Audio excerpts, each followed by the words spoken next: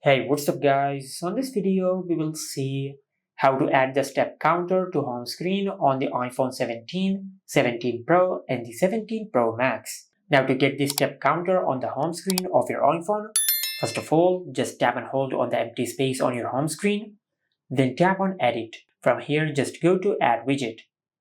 Now on this screen, just open the Fitness app. Now under the activity section, you will find the step counter widgets on your iPhone. Now just select the style which you like. For an example, I will select this one. Now you can either drag the widget to the home screen or you can tap on Add Widget. Now after you add the widget to your home screen, you can resize it as you like. And once you're satisfied with the size of the widget, then tap on Done to save. And on this widget, you will find the step counter. And this is how you can add step counter to home screen on the iPhone 17, 17 Pro and the 17 Pro Max. Make sure to like, comment and subscribe. Thank you for watching.